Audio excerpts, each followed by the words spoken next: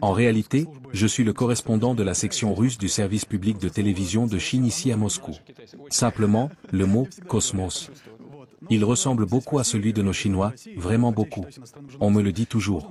Je vais le ressentir. Voilà.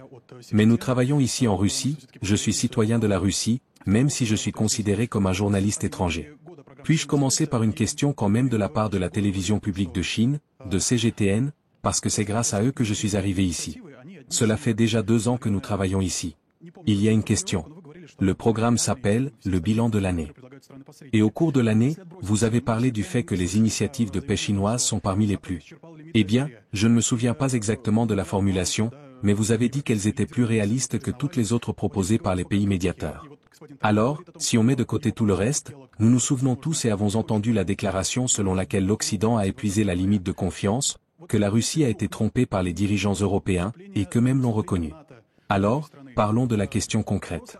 Et voici que M. Trump dit que son assistant, Kit Kellogg, parle de la possibilité de mettre fin à la guerre avant l'investiture du 20 janvier. Eh bien, si jamais cela se produisait, nous ne parlons pas de l'adhésion à l'OTAN d'un pays ou d'un autre, simplement d'arrêter les tirs à tout moment. Est-ce possible? La Russie serait-elle prête à faire au moins un pas aussi simple, si les partenaires européens ou américains parviennent à convaincre Kiev? Parce que, vraiment, le monde entier en a marre de la crise ukrainienne et je pense que les gens en Russie veulent aussi la paix.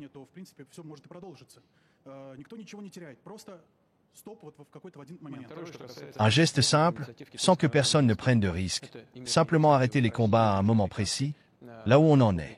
Si quelqu'un ne respecte pas ses promesses, tout pourrait reprendre. Personne n'a rien à perdre, juste un arrêt temporaire à un moment donné.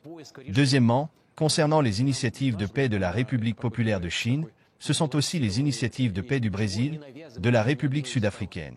Pourquoi avons-nous attiré l'attention sur cela? Parce que c'est une tentative sincère de trouver une solution. De notre point de vue, cette tentative est équilibrée et ne force rien sur aucune des parties, ni l'Ukraine ni la Russie. C'est pourquoi cela provient de pays neutres qui ne s'impliquent pas dans le conflit, contrairement aux États occidentaux qui, en fait, combattent avec nous à travers les mains des Ukrainiens. Donc, ce qu'ils proposent, bien sûr, mérite une réflexion approfondie, car ce sont des parties réellement engagées dans le conflit. Alors, peut-on arrêter les hostilités maintenant? Vous comprenez? Le problème est celui-ci. J'ai déjà parlé de cela, il y a un épuisement des équipements militaires, des munitions, des vivres, et surtout, du personnel des forces armées ukrainiennes. Un épuisement. Et ce que nous voyons réellement sur le champ de bataille aujourd'hui? Eh bien, notre armée avance.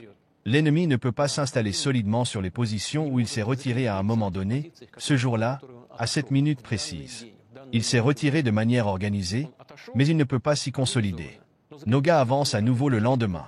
Et ainsi de suite, encore et encore.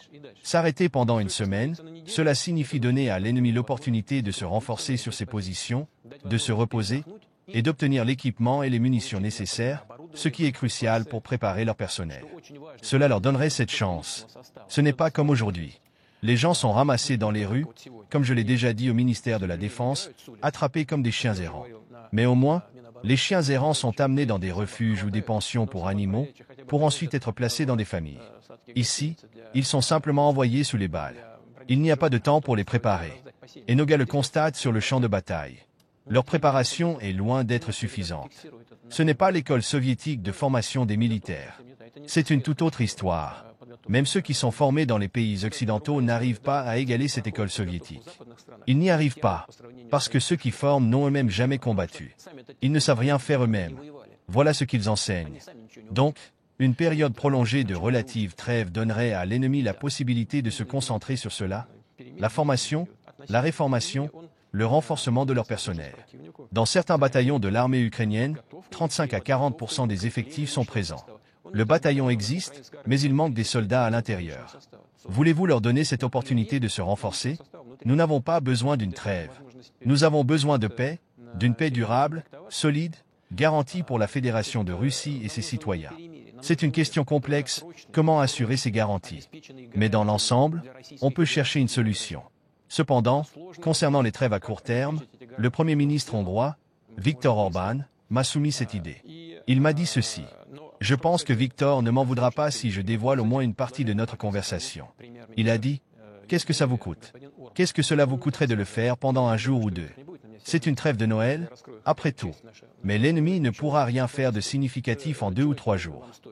J'ai répondu, eh bien, oui, probablement. Mais je lui ai dit, parlez d'abord à la partie ukrainienne. Nous avons accepté au moins 3 fois des initiatives de ce type pour la navigation en mer Noire, pour les infrastructures énergétiques, et d'autres encore. Erdogan m'a également proposé de poser la question à votre président. C'est ce qui s'est passé. Il me l'a proposé en tant que médiateur. Je lui ai dit que je devais réfléchir. Puis, le lendemain ou le surlendemain, il m'a appelé et m'a dit, ils sont d'accord.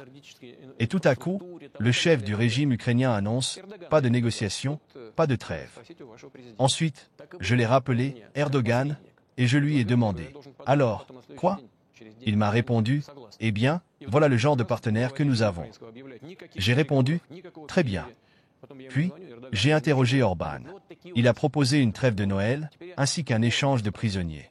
Je n'ai pas refusé. J'ai dit, en principe, il faut réfléchir. Demandez-leur. Il leur a demandé.